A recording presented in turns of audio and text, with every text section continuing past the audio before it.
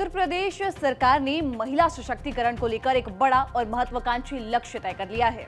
राज्य की 1 करोड़ ग्रामीण महिलाओं को आर्थिक रूप से आत्मनिर्भर बनाकर लखपति दीदी बनाने की योजना पर सरकार अब बड़ी ही तेजी से आगे बढ़ने जा रही है।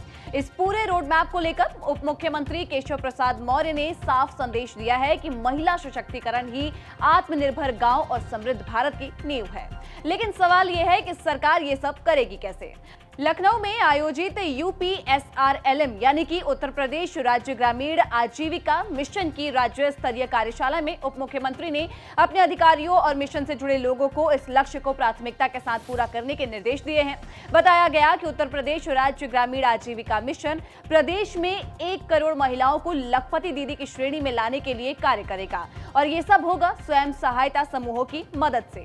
केशव प्रसाद मौर्य ने कहा कि स्वयं सहायता समूहों की ताकत से न सिर्फ महिलाओं की आमदनी बढ़ेगी बल्कि गांवों की आर्थिक तस्वीर भी बदल जाएगी। तो अब जानते हैं कि क्या है लखपति दीदी योजना का प्लान। सरकार का लक्ष्य है कि ग्रामीण इलाकों में सेल्फ हेल्प ग्रुप्स यानी कि स्वयं सहायता समूहों से जुड़ी महिलाओं की सालाना आय कम से कम 1 लाख रुपए तक पहुंचाई जाए।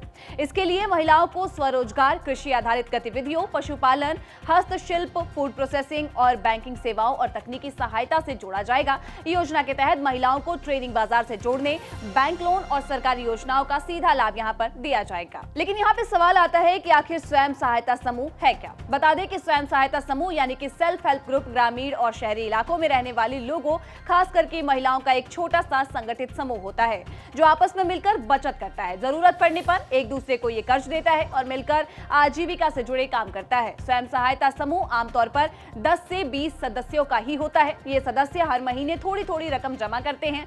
इस जमा पैसे से समूह के सदस्य जरूरत के समय छोटा लोन ले सकते हैं, जैसे खेती, पशुपालन, दुकान खोलने के लिए, सिलाई कढ़ाई या किसी भी छोटे कारोबार के लिए। स्वयं सहायता समूह आखिर जरूरी क्यों है? महिलाओं को आर्थिक रूप से आत्मनिर्भर बनाते हैं। दूसरा, गांवों में रोजगार और स्वरोजगार बढ़ाते हैं। साहूकारों पर इससे निर्भरता जो है वो कम हो जाती है और साथ ही महिलाओं का आत्मविश्वास और सामाजिक सम्मान भी इससे बढ़ता है। सरकारी योजनाएं भी जमीन तक पहुंच पाती है।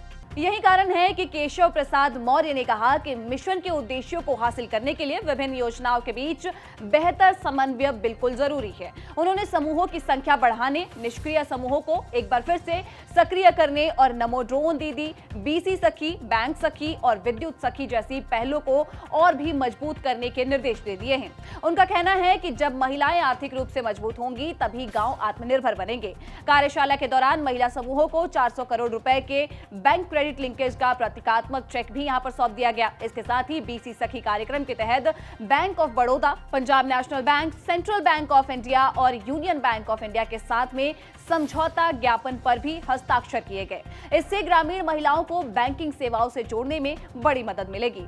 आपको बता दें कि कार्यक्रम में उत्कृष्ट कार्य करने वाली कई महिलाओं को यहां पे सम्मानित भी किया गया है।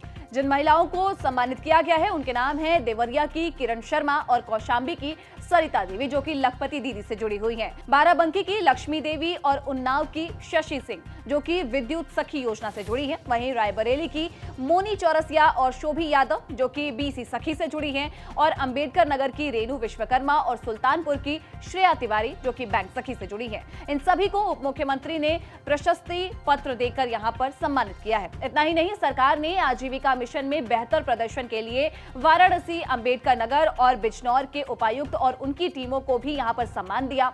इसके साथ ही कैडर मानदेय पोर्टल का यहां पे शुभारंभ भी किया गया, जिससे कि जमीनी स्तर पर काम करने वाले कैडर को समय पर मानदेय मिल सके। केशव प्रसाद मौर्य ने कहा कि लखपति दीदी अभियान सिर्फ एक योजना नहीं है, बल्कि गांव-गांव समृद्धि पहुंचाने का एक माध्यम है। इससे महिलाओं को सम्मान, रोजगार और आर्थिक सुरक्षा मिलेगी और उत्तर प्रदेश महिला सशक्तिकरण के मामले में देश के लिए एक मॉडल बनेगा। कुल मिलाकर यहाँ पर सरकार का प्लान बिल्कुल साफ है। महिला सशक्तिकरण के जरिए आत्मनिर्भर उत्तर प्रदेश और विकसित भारत की नींव को मजबूत करना है।